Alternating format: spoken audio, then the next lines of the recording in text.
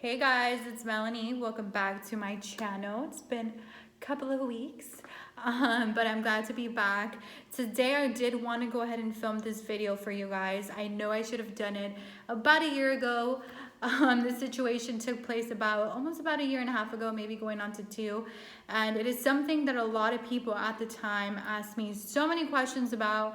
How did you handle it? How did you move to LA? How did you handle this whole situation? And it's a tricky question to answer because the way I see it is just like I just did the right things that were right at the moment for myself, that I knew internally were going to be better. Obviously, for some people, they might not have those kind of realizations and cognitions right away. So this is just my personal experience and how I handled it. No regrets whatsoever. One of the best things that has happened to me, actually. So there is a positive win at the end of the tunnel. And if you are going through something similar, I hope you pick up a thing or two that's going to inspire you to really come to realization as to what is real for you and what you truly need for yourself. So without further ado, let's go ahead and dive in, and you can figure out how I got over him in about 14 days. Alrighty, so we're going to go ahead and just dive in. I'm going to give you guys a quick introduction of how everything happened and how I led from point A to point Z. And we'll go ahead and just start off with the person and my relationship. So I'm not going to go ahead and mention his name. So we're going to go ahead and say that his name is Rick. So Rick and I were actually roommates. And we ended up dating. We started dating. We kind of realized we were physically attracted to each other. We were hanging out way too freaking much. And point is, we started dating each other. I received very, very disturbing direct messages via Instagram through, DMs from his ex-girlfriend, just basically stating that he was cheating on me. Or he was planning to cheat on me. Found out my ex-boyfriend was cheating on me, and it totally fucked me up. It crushed me. And so basically what happened is I was just mentally destroyed. It was something that was very tough. I've never dealt with it before. I would personally never put someone through that situation. And I confronted him, and basically what I did, I was sad about it for a couple of days, and him and we kind of had talks, and I just felt like everything was crushing down, and just obviously cheating is a pretty huge thing, and we kind of talked in a way of we just got this new loft, just the two of us, what are we gonna do? And I was kind of I felt stuck. I was in San Diego by myself. He was the only person that I had there, and all my family was in LA. And so basically I was kind of stuck, deciding what the fuck am I gonna do? Internally, I just couldn't do it. I just knew, I was I'm not gonna be with someone who can go out of their way and do this, because that's not my character. That's not something that I would ever do. So why would I be with someone who's gonna do that to me? So I basically tried to work on it, and for days I was just waking up in the middle of the night crying because I was having dreams of him cheating on me, and then I would wake up and I'm like, oh, the cheater's still there. So it was a pretty crazy situation. And just something inside me, it's crazy because I heard this quote, and it's just about when it comes to women, once the mind leaves, the body leaves right after. And that's exactly what happened. I literally just had the conversation, I need to move out. I spoke to my sister. My sister was like, come to LA, you need to be with family. And I did it, and I told him, and he didn't believe I was actually going to go ahead and do it. And under than a week before, obviously all of this shenanigans happened, I was out. I packed up as much as I could. I left. I drove to LA. I came with my sister. My sister was amazing. We were living in her little studio apartment together at the time, but to me, I would have rather been sleeping in someone's closet than being sleeping with someone that was disrespecting me and being unfaithful to me. So that is the whole background of the whole situation. It sucked. It was something that I've never dealt with. It was my only serious. The moral of the story is I had a lot of people asking me, how did you just pick up your stuff and just leave? And my only answer is you have to think about who you are as a person and what you would do to your other person, your spouse, your friend, your best friend, you know, the person that you share a bed with, the person that you share yourself with. And if you're not gonna go ahead and do what they did to you, you know, you probably shouldn't be with that person. And that's something that's how I reacted. It's something that I would never do to anyone else. I would never put someone through that situation. So my respect, I had so much love towards myself, more so than I had towards him. So that kind of overpowered it. And I was like, girl, like, you need to figure out what you want to do and really think about it in a perspective of like, what's your next step? Is staying with him going to help you in any way, or is leaving him going to empower you and make you grow and, you know, put your focus on other things? And that's exactly what I did. I knew what I needed to do. And I feel like a lot of people might have that, but they might have like sometimes the battle of like, I'm never going to find someone else, or the fear of starting over, or the fear of not really like wanting to meet someone else, which I totally get. It sucks, but mejor que estés good, you know, just be happy within yourself than to be like laying with someone that is not even happy with themselves. Because if someone's gonna go out and cheat on you, they're not happy with themselves. If they can't commit to one person, they haven't committed to themselves. So that's something that I've learned, and that's something that I've always kept in the back of my mind. And the next little bullet point that I have here is something that I thought was during the breakup, during the cheating part, I would question myself, like, what did I do wrong? You know, what could I have done better? Was I not there for him? Did I not try enough? Like, I was just questioning myself. And I want to go ahead and tell everyone that is going through this that you are not the problem. Months later, not even like weeks later, not even me moving into LA, like months later, literally a long time after, I realized I was not the problem. You know, I am a solid person. I'm a faithful person. I commit 1000%. He couldn't do that for me, you know, so that's something that he has to sort out himself. Don't ignore the red flags. Just look at them, confront them, and just try to figure it out as soon as possible. And I'm glad that now I'm able to go ahead and do this with future relationships, because it just saves me a lot of months. It saves me years. You know, I'm able to go ahead and figure out this right away and really pinpoint what exactly that I want for myself.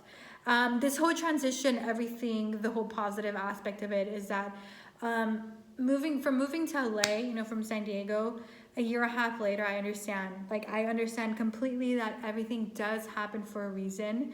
If he wouldn't have cheated, I wouldn't have moved to LA. I wouldn't have moved with my sister, who has needed me drastically these last 5 months. I wouldn't be in the career path I'm taking. I wouldn't be working for the company I'm working with, which is my biggest pride and joy. I wouldn't have met all the amazing people that I'm surrounded with today. You know, so everything does happen for a reason. It takes you months to realize what the reason is, but just be patient. Just do what you think is right. And, you know, you'll kind of look at it in a different perspective, maybe in the future, and you'll kind of realize, you know, why everything happened. Now, who I am today, the glow up, as I like to call it, I would say how to benefit and how to, you know, grow from this situation is to really work on yourself. I cannot stress this enough. Just work on yourself, make yourself your top priority. All the intention that you can be having on him and the ex-girlfriend and wanting to fight her and, you know, hating him, screw that. You know, focus all that energy into truly bettering yourself. What does this mean? Working on yourself, working out, helping yourself mentally, financially, and spiritually grow. Except that any relationship is never going to work out.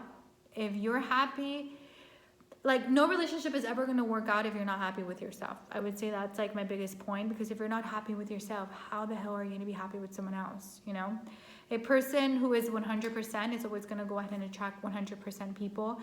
A person who is 50% is always going to be looking for the other half, you know, looking for the other person to complete them, you know, to make them whole again. And in my idea, in my views, in my head, you need to be 100% yourself, you know. So what did I do? I joined a gym. You know, I started to get back in shape.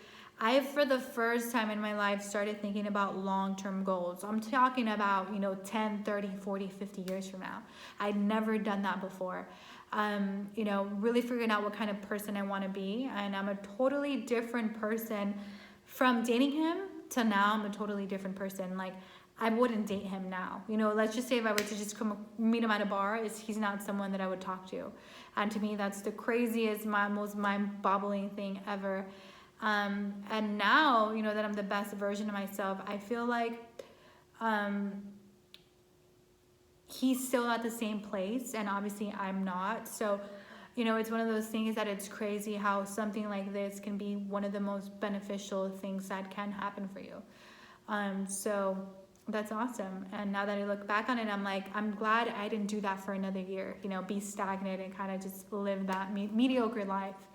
Now, what about now? So now I'm still working on myself.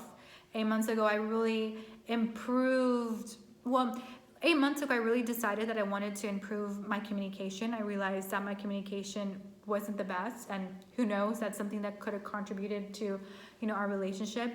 And now I'm trying to work on it for all areas of my life, you know, for work, my family, future relationships, all of these things. And I knew that's something I personally need help with. And I confronted that, and I'm still in the work, and I'm still in the works with that, and still in the progress with that. My communication is the best it's ever been, though, and I'm so focused on work, career, YouTube, social media, getting closer to my goals. When it comes to dating, I have such a huge high standard, and I set the standard right when I moved to LA, and I postulated I'm not gonna date these kind of guys, and I haven't. You know, I've dated guys that are very successful, you know, that are like well-rounded, and obviously that's something that I really postulated, and I don't attract, you know, those kind of guys anymore. I don't ignore red flags whatsoever. I know what I want now, and anything that's not, it's out, it's cut off right away. I recently, about 2 months ago, kind of started to get back into like the idea of dating again. I did meet someone that was amazing. It just didn't go ahead and work out. Again, it's something that I'm gonna go ahead and take responsibility for that relationship. It didn't work out. I wouldn't say it was a relationship, but we were dating.